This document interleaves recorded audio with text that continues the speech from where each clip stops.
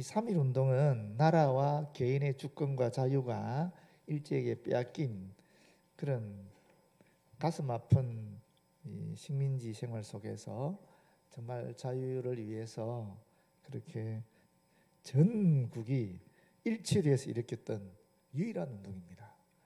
여러분, 여기서 중요한 말은 뭐냐면 전국이 일치되어 일으킨 유일한 운동이라는 거예요. 그리고 지금도 3.1 운동은 모든 우리 운동의 본보기가 되고 모델이 된 겁니다. 왜냐하면 사실 상하 좌우 또 동서가 유일하게 일치해서 일으킨 운동이에요. 상하 양반 상동 가릴 것 없이, 좌우 좌파 우파 그 당시도 있었거든. 민족운동 라인도 우파 운동이 있었고 좌파 운동이 있었어요. 그 좌파 우파 가릴 것 없이 힘을 합쳤어요. 동서는 지금은 지역 갈등인데 그 시대에도 지역 갈등이 없지는 않았습니다만 지금처럼 아니었겠죠. 그러나 남북 갈등이든 뭐 동서 갈등이든 상관이 없이 전국적으로 같이 힘을 합친 유일한 운동입니다. 그런데 그 운동이 기독교가 주도한 운동이라는 거죠. 그 당시에 서울 도처에 붙었던 문서가 두 종류가 있습니다. 첫 번째가 뭐냐면은 독립선언서죠. 뭐 당연히 독립선언서 붙지 않았겠습니까? 또 하나가 더 있어요. 독립단 통고문이라는 것이 있었어요. 예전에 제가 몇 번 설교했습니다만 기억 안 나실 거예요. 감사하게. 그 독립단 통고문의 내용은 이와 같습니다. 독립단 제군이여, 무슨 일을 하든지 일본인을 모욕하지 말고 돌을 던지지 말며 주먹으로 치지 말라. 이는 야만인의 하는 것이니 독립의 중심 뜻을 손해나게 할 뿐인즉 각자 주의할 일이다. 신도는 매일 3시에 기도하되 일요일은 금식하고 매일 성경을 읽되 월요일은 이사야 10장, 화요일은 예레미야 12장, 수요일은 신명기 28장, 목요일은 야고보 5장, 금요일은 이사야 59장, 토요일은 로마서 8장으로 돌아가며 읽을 것이다. 이게 독립단 통고문 내용입니다.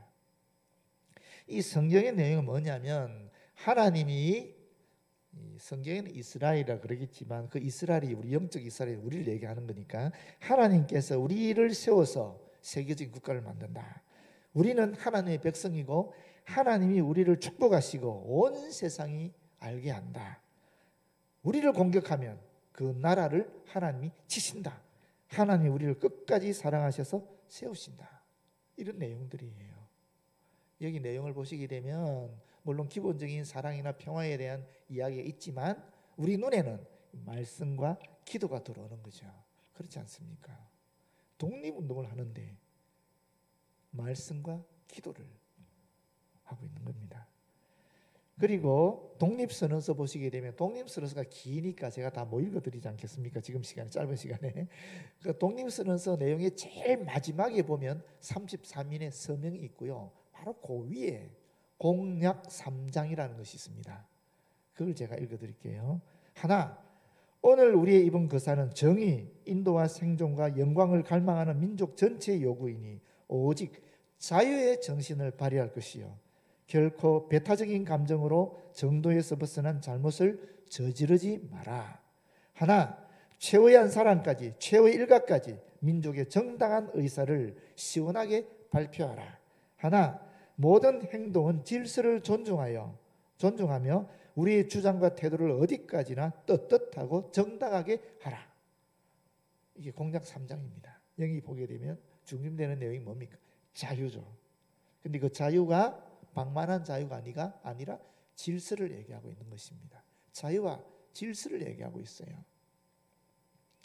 오늘 우리가 3.1절을 지내면서 이번 주일에 자유라는 제목을 가지고 함께 말씀을 나누고자 하는데, 사실 이 본문은 제가 2021년 6월 13일에 자유의 회복이라는 제목으로 요한복음 8장 31절에서 47절까지를 가지고 말씀을 전한 적이 있습니다만은 오늘은 이 자유라는 데 초점을 잡고 다시 함께 말씀을 나누도록 하겠습니다.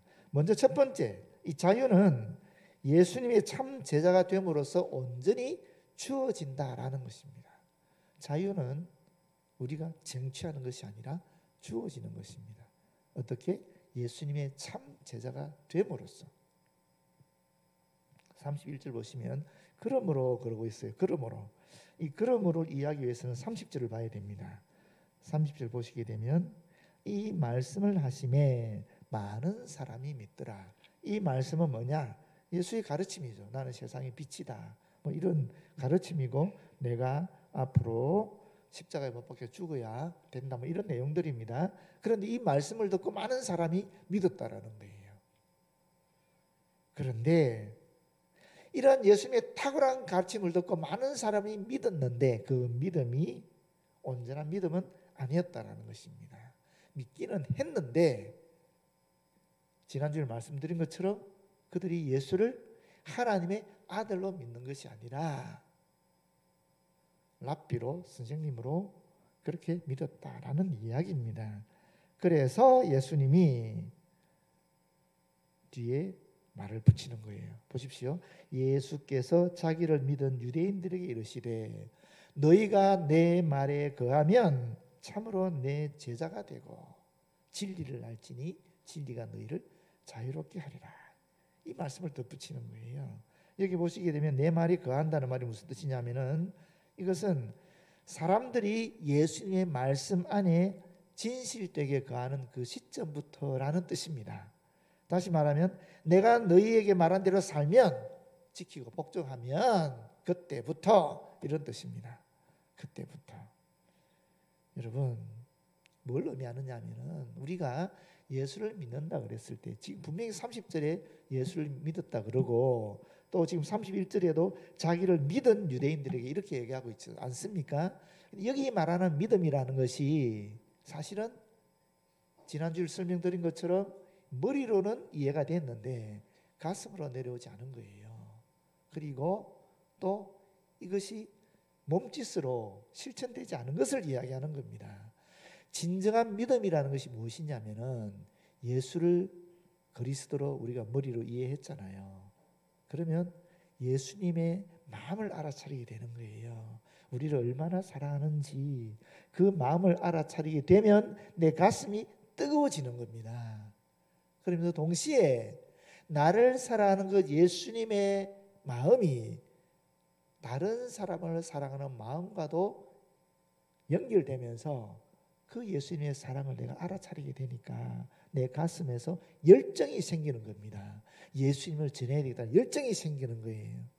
그리고 이 뜨거운 가슴과 이 열정들이 내 몸짓을 통하여 실제로 그들을 섬기기도 하고 복음을 전하기도 하고 하는 그런 모습으로 드러난다라는 것입니다. 그것이 진짜 믿음이라는 거예요. 그렇게 해야 참 예수 그리스도의 제자다 하는 말씀을 지금 하고 있는 것입니다. 32절에 이 진리를 알지니 진리가 너희를 자유롭게 하리라. 이 말씀은 전제되는 내용이 있습니다. 무슨 말이냐면 진리를 알지니 그러면 지금 현재 유대인들이 진리를 안다는 겁니까? 모른다는 것입니까? 모른다는 거예요. 진리를 알지니 하는 말은 진리를 모른다라는 내용을 전제하고 하는 말입니다. 그렇지 않습니까? 그런데 여러분 유대인들 입장에서 생각해 보십시오. 유대인들이 어떤 사람들입니까? 수많은 민족 중에서 하나님이 택한 민족입니다. 유일한 민족입니다. 그리고 그들에게 하나님이 진리 되시는 말씀, 율법을 주신 민족입니다. 그런데 자기들에게 진리를 너희가 모른다? 이걸 어떻게 받아들일 수 있겠어요? 받아들일 수 없는 겁니다. 그렇다면 유대인들이 생각하는 진리와 예수님 말씀은 진리의 내용이 다르다 하는 것을 알 수 있겠죠. 이것이 지금 전제되는 내용들입니다. 그 다음에 두 번째, 진리가 그럼 뭐냐? 이 진리라는 의미를 우리가 알아야 되는데 이 진리가 문자적으로는 사실은 거짓과 반대되는 거잖아요. 그렇지 않습니까? 그게 참이잖아요. 그게 진짜잖아요. 그게 진리잖아요. 법정에서 말하면은 거짓 증언하지 않고 참되게 말하는 진실을 얘기하는 것일 수 있고 자연과학적으로는 객관적인 진리를 얘기한다라고도 볼 수 있겠지요. 그러나 이런 문자적 의미 이면에 이 문맥 속에서 본문이 이야기하는 의미가 있어요. 뜻이 있어요. 그게 뭐겠어요? 문맥을 살펴보시게 되면 바로 그 앞에 있잖아요. 너희가 내 말에 거하면 참으로 내 제자가 되고 진리를 알지니 라는 말씀을 통해서 우리가 볼 때 이 히브리 문장은 이 둘이 서로 연결되는 같은 의미를 가진다는 얘기하고 또 동시에 강조한다는 말씀도 드렸잖아요. 그러니까 이 진리라는 것은 결국 내 말을 듣고 내 말에 거하면 참으로 내 제자가 되고 하는 여기와 연결되어 있는 거예요. 이거 분리돼서는 이 진리를 생각할 수 없는 겁니다. 다시 말하면 문맥적으로는 진리란 예수님 말씀 안에 있으며 그 말씀 안에 거하여 예수님의 참 제자가 되는 것을 말하는 겁니다. 그럴 때 비로소 진짜를 알 수 있다는, 참을 알 수 있다는 내용이에요. 참 제자가 안 되면 진리를 알 수 없다라는 겁니다. 이것은 문맥적으로 보게 되면. 그런데 이 진리라는 단어가 구약에서 똑같은 이 단어가 구약에서 어떻게 사용되느냐 하면 하나님의 말씀을 얘기할 때 또는 하나님의 본성을 지칭할 때 이 단어가 사용되고 있어요. 그래서 지금 이것은 아주 놀라운 선언이라 볼 수 있어요. 왜냐하면 지금 예수께서는 자기 이야기하면서 이 내 말은 하나님 말씀과 같다라는 거거든요. 나는 하나님의 본성과 같다라는 이야기를 지금 하고 있는 겁니다. 엄청난 선언인 거예요. 도저히 유대인들로서는 받아들일 수 없는 충격적인 선언을 지금 예수님이 하고 있는 것입니다. 그리고 우리가 안다라는 말 쓰고 있지 않습니까? 여기서 진리를 알지니 안다라는 것은 말씀을 여러 번 드린 것처럼 이게 경험적으로 체득하는 것을 말한다 그랬잖아요. 다시 말하면 우리가 지난주에도 말씀드렸어요. 하나님의 말씀을 맹목적으로 율법적으로 실천할 수 있습니다만은 그거는 바른 실천이 아니다라고 얘기했잖아요. 올바른 실천은 뭐라 그랬어요? 예수님의 마음을 알아차리고, 그렇죠? 그 느낌, 그 열정을 가지고 실천하는 거 그랬습니다. 그렇기 때문에 여기 지금 진리를 안다는 말은 단순히 머리로만 이해하는 것이 아니라 그야말로 내 가슴으로, 내 몸으로 주님과의 인격적인 교류를 통해서 분명히 주의 뜻을 알아차리고 주님의 마음을 가슴에 느끼고 실천하는 그것을 얘기하는 거예요. 이게 안다라는 표현이에요. 우리말의 안다라는 개념과 성경에서 말하는 안다라는 개념이 다르지요. 예수님과 1대1로 직접적으로 인격적인 교류를 통해서 그분의 말씀을 받아들이고 그분의 마음을 알아차리고 그리고 나아가서 말씀 그대로 살아가는 그것이 진리를 안다라는 표현이라는 것입니다. 그렇게 될 때 자유를 얻게 되는데 그 자유는 무엇인가? 사실 자유라는 문자적 의미는 정치적인 속박이라든지 사회적으로 노예의 속박에서 벗어나는 걸 얘기하는 거거든요. 그러나 여기서는 어떤 영적인 차원을 얘기하는 것입니다. 여러분, 우리 교회에 지금 암이 재발하신 분도 계시고 또 수술하신 분도 계시고 또 공장에 불이 나서 지금 세 동 중에 한 동이 타신 분도 계시고 뭐 또 가정적으로 어려움을 겪는 분도 계십니다. 다시 말하면 육체적이든 경제적이든 또는 정신적이든 관계 속에서 어려움을 겪는 분들이 있다라는 겁니다. 그런데 이분들의 고백이 뭐냐면 주님 감사하다라는 거예요. 어떻게 그런 고백이 나옵니까? 지금 불이 타가지고 지금 엄청 경제적으로 힘들어졌는데 하룻밤새 완전히 다 타버렸어요. 한 동 전체가. 그것도 영구동이었거든요. 인물이 자기 기업을 일구면서 미래를 위해 투자하고 연구한 모든 것이 싹 다 날아가 버렸어요. 그런데 어떻게 감사가 나오냐고요. 하나님이 정말 나를 사랑하시는 것 같다. 이런 고백이 어떻게 나옵니까? 그렇지 않습니까? 암에 걸려서 재발해서 온몸에 다 퍼졌습니다. 손을 대서 얼 수만큼 퍼진 거예요. 의사 선생님이 그걸 환자한테 얘기도 안 해줬어요. 너무 퍼져버렸으니까. 수술해야 된다라고 했는데 그 전날, 수술하기 전날 저녁에 의사 선생님이 그 차트를 보시면서 이분은 약을 써야 되겠다. 문득 깨달았다는 겁니다. 그리고 다음날 만났는데 약을 좀 쓰자. 그래서 우리 기도하고 갔어요. 장로님도 기도하고 갔고 결론은 지금 4번 항암 치료했는데 암이 정상 수치로 떨어져 버렸어요. 말도 안 되는 일이 난 거죠. 그런데 그 전에 암이 재발되었을 때 이미 이분은 영적으로 자유함을 누리고 있더라고요. 무슨 얘기인지 아시겠죠? 경제적으로 어려움 상황 변한 거 없습니다. 또 암이라는 육체적인 질병의 상황이 변하지 않았습니다만은, 선고를 받았습니다만은 영적인 자유로움 속에서 하나님께 감사하고 지금 나는 병원에 선교사로 가겠습니다 하고 가시더라고요. 첫날 가서 세 사람 전도했답니다.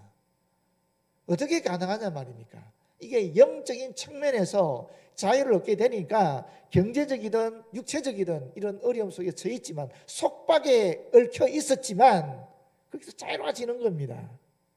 그것이 지금 우리 눈에 실제로 우리가 경험하고 있는 것입니다. 우리 교회 안에서 남의 일이 아니라는 것입니다. 그런 가운데서도 자신의 찬양대원의 직분을 섬기고 있고, 장로리 직분을 섬기고 있고, 찬양팀 리더로서 섬기고 있고, 여전히 똑같이 그렇게 하는 집사님들, 장로님, 이런 분들이 계신다라는 겁니다. 여러분, 이것이 진짜 자유인 겁니다. 두 번째 자유는 죄로부터 구원받음으로써 온전히 주어집니다. 33절 말씀입니다. 그들이 대답하되 우리가 아브라함의 자손이라 남의 종이 된 적이 없거늘 어찌하여 우리가 자유롭게 되리라 하느냐.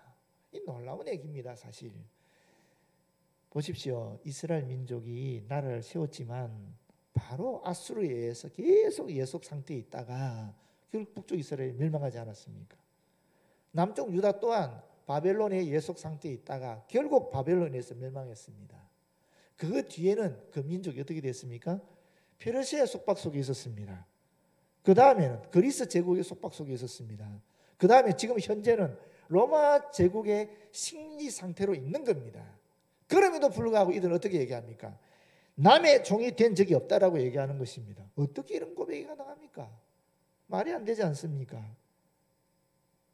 그들은 비록 정치적으로는 다른 민족의 억압을 받고 있지만 종교적으로는, 신앙적으로는 여호와 하나님의 승리하는 데 있어서는 결코 속박받은 적이 없다라는 고백을 하고 있는 것입니다. 대단한 거지요. 그렇지 않습니까?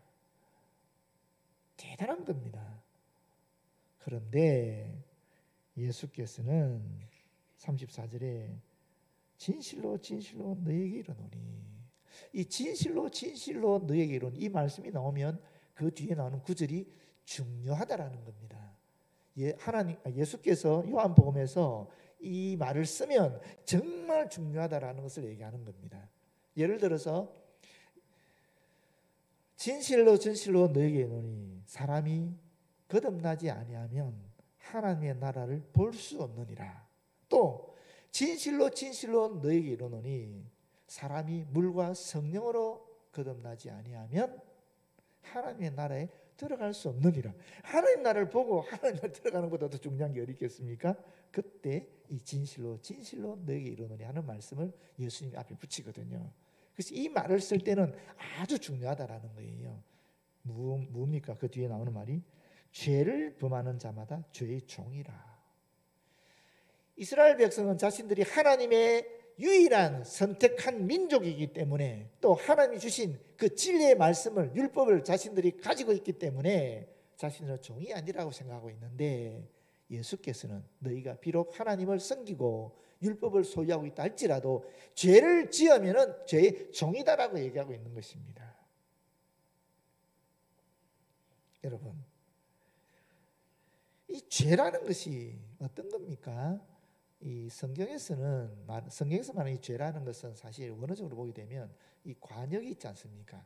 이 관역을 벗어나는 것을 죄라 그래요. 이 관역이 뭐겠어요? 하나님께서 우리 인간에게, 사람이 살아갈 수 있는 삶의 어떤 기준이나 표준을 제시한 거거든요. 이게 하나님 말씀이거든요. 여기서 벗어난 것이 죄라는 거예요. 그 죄의 개념이 다른 거죠. 매우 영적인 차원의 죄를 얘기하는 거죠. 사실 우리 인간 세상에서 죄라는 것은 실제로 도둑질하거나 실제로 간음을 하거나 죽이거나 해야 죄지 않습니까? 그러나 성경에서 말하는 죄는 하나님의 말씀이 위배되는 것, 하나님의 말씀을 어긋나는 것, 하나님의 말씀을 비껴나는 것, 이게 다 죄라는 겁니다. 그렇기 때문에 진정한 자유를 얻기 위해서는 이 죄의 문제를 해결해야 되는 것입니다. 이 죄의 문제를 해결하지 않고는 자유가 없는 겁니다. 아시지 않습니까, 여러분? 원래 우리는 자유로운 존재였잖아. 영원히 사는 존재였지 않습니까? 그런데 이 거짓의 영인 사탄의 유혹에 따라 이 아담과 하와가 결국 죄를 지었잖아요. 죄를 지은 결과가 무엇입니까? 하나님과 우리 사람의 관계가 깨어져 버렸잖아요. 끊어져 버렸잖아요. 그렇지 않습니까? 그 결과는 사람과 사람의 관계가 깨어져 버린 거예요. 여러분, 벌거벗었는데 전혀 거리낌이 없었습니다. 벌거벗었다는 개념은 뭐냐면 있는 그대로라는 거예요. 있는 그대로의 모습으로 사람이 서로 간에 아무런 거리낌이 없이 서로 주고받을 수 있는, 서로 하나가 될 수 있는 그런 관계였다라는 거예요. 그런데 이제 어떻게 되어버리느냐? 있는 그대로의 모습을 나에게 비추면 그걸 수치스럽게 여기게 되는 겁니다. 그렇기 때문에 있는 그대로의 모습으로 받아들이지 않고 내 생각대로 받아들인다든지 왜곡해서 나를 드러낸다든지 하는 그런 인간관계가 되어버렸다라는 겁니다. 그래서 지금 우리는 사실은 있는 그대로의 모습을 보기도 힘들고 또 제대로 보지도 못하고 또 있는 그대로의 내 모습을 드러내지도 못하는 거예요. 수치스럽게 여기니까. 사람들이 나를 판단해서 어떻게 할까? 나를 좀 자기보다 못한 존재를 여기면 어떻게 할까? 계속 남의 눈치를 보게 되는 그런 상황이 되어버린 것입니다. 죄의 결과로 그렇게 된 거예요. 뿐입니까? 우리 이제 물질적으로 얼마나 어려움을 많이 당하고 있습니다. 사실 물질이 예속되고 있잖아요. 그렇지 않습니까? 원래는 안 그랬잖아요. 원래는 얼마나 자유롭게 우리가 마음껏 먹고 마음껏 생활했습니다. 자연과 더불어서 아무런 문제 없이. 근데 죄의 결과 결국 우리는 이 먹는 문제도, 입는 문제도, 자는 문제도 모든 것이 다 이제는 자연의 예속을 당하든지 물질의 예속을 당하는 그런 형태가 되어버린 것입니다. 자유가 구속되었다라는 겁니다. 우리의 자유가 완전히 구속됐다라는 것입니다. 하나님의 관계 속에서도 그게 자유가 구속이 되니까 하나님만 생각하면 되는데 여러 잡다한 이상한 생각들, 가치관들 또는 잡신들을 다 생각하게 되는 그렇게 변화된 거죠. 자유의 구속함이 없어져 버린 거죠. 자유로움이 없어져 버린 거죠. 인간관계 속에서도 있는 그대로 그냥 받아들이고 있는 그대로 편하면 얼마나 편하고 좋습니까만은 계속 생각하고 판단하고 비교하고 하면서 우리의 자유로움이 사라져 버린 것입니다. 관계 속에 얽매여 버린 거예요. 물질도 마찬가지고 그렇게 되어버렸다는 것입니다.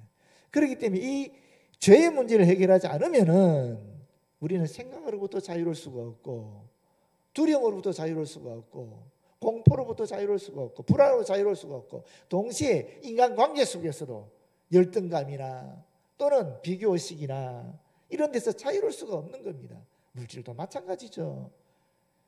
물질 내가 1억만 있으면 자유롭겠다. 1,000만 원, 1억 생기면 그 다음에 2억을 원하게 되고 2억 생기면 3억을 원하게 되고 그게 인간이란 말이에요.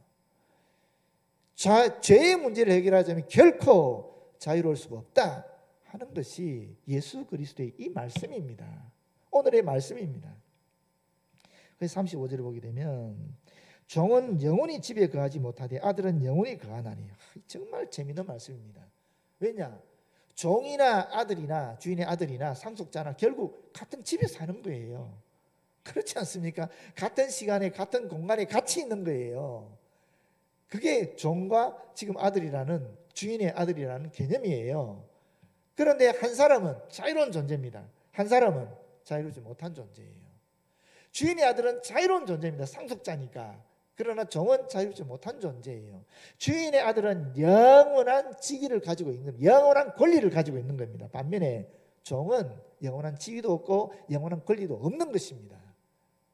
그리고 종은 주인이 시키는 대로, 주인의 아들이 시키는 대로 그 명령대로 살아야 되는 존재입니다. 그런데 그 지시를 어기면 어떻게 됩니까? 그 집에서 같이 살 수가 없습니다. 이게 종과 아들의 관계입니다. 우리가 이 땅을 같이 살아가고 있지만은 어떤 사람은 죄의 종으로 살아가고 어떤 사람은 하나님의 아들로, 하나님의 딸로 살아가는 것입니다.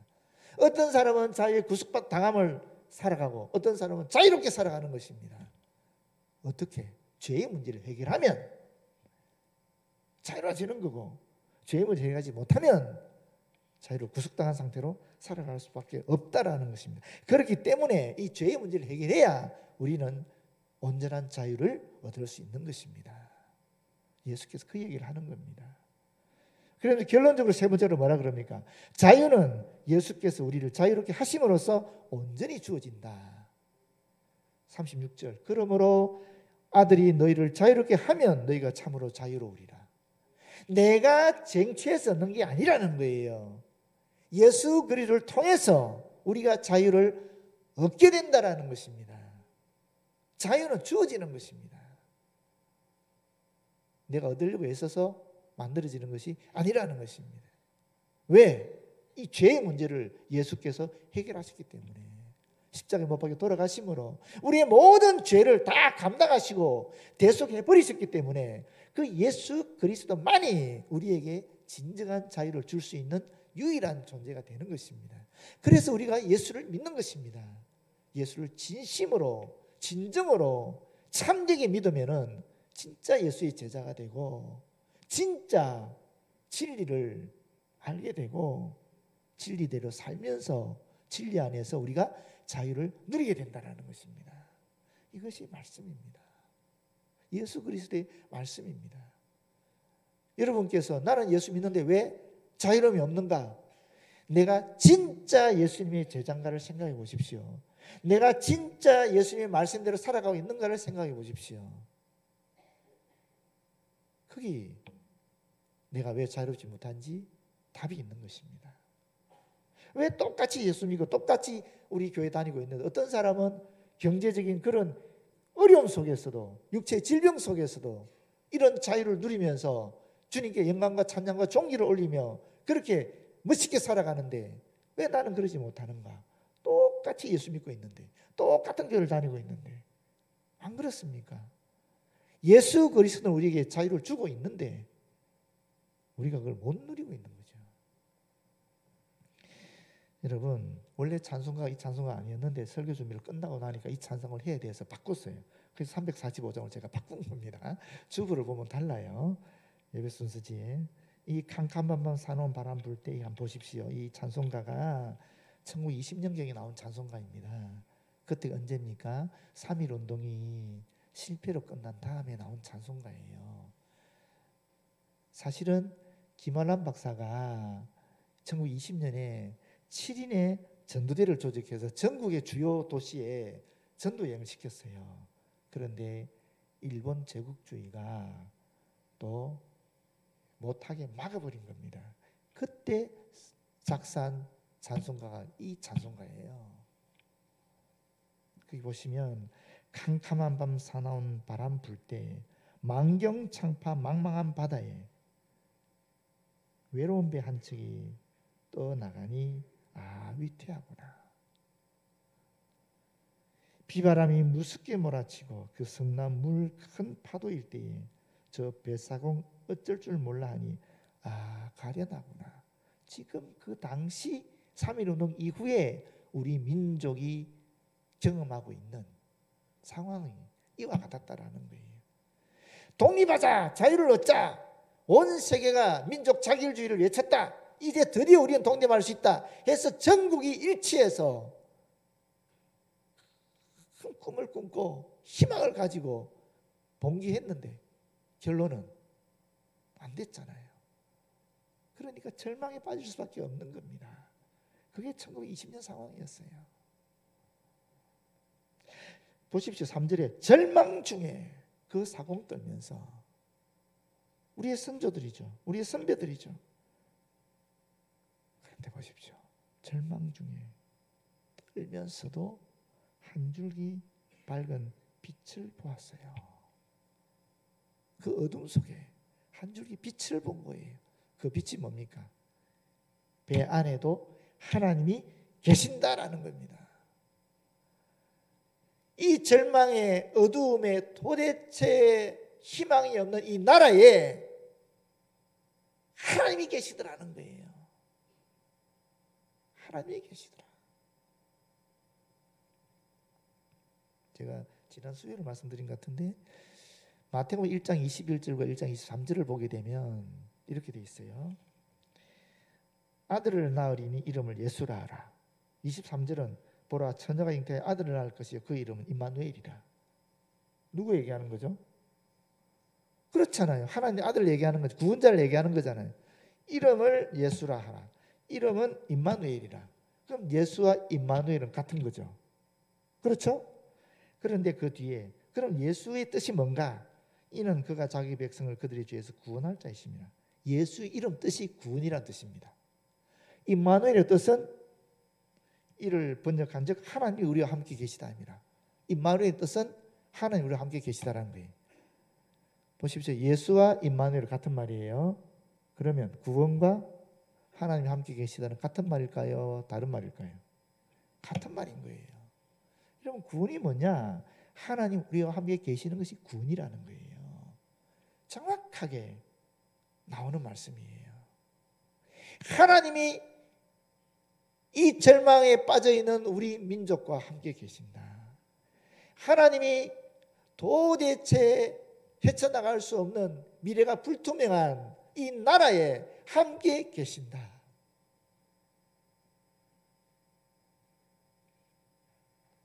그래서 기도를 올리는 겁니다. 아버지여 이 죄인 굽어보사 성낭풍랑 잠잠케 하시고 이 불쌍한 인생을 살리소서. 오 우리 하나님, 우리 하나님.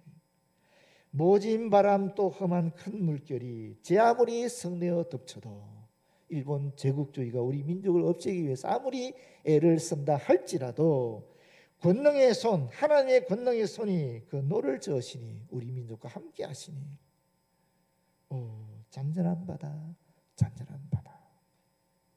구원이 자유가 우리 민족에게 임할 것이다 하는 그런 고백의 노래입니다. 여러분 이것이 말씀이고 이것이 자유입니다. 모쪼록 예수 그리스도로부터 오는 이 진정한 자유를 우리가 누리면서 이 세상에서 승리하는 삶을 살아가길 바랍니다. 어떠한 위기가, 어떠한 고난이, 어떠한 예기치 않은 상황이 우리에게 온다 할지라도 하나님이 그 가운데에도 우리와 함께 하심으로 자유를 누리면서 구원을 누리면서 그 모든 상황들을 이겨나가시는 저와 여러분 되었으면 참 좋겠습니다. 기도하겠습니다. 아버지 고맙고 감사합니다. 우리 주 예수 그리스도를 참으로 믿고 우리 주 예수 그리스도의 참 제자가 되어서 우리 주 예수 그리스도가 주시는 죄로부터 벗어난 진정한 자유를 누리는 우리 모두 되어지도록 인도하여 주시옵소서. 예수님 이름으로 기도드립니다. 아멘.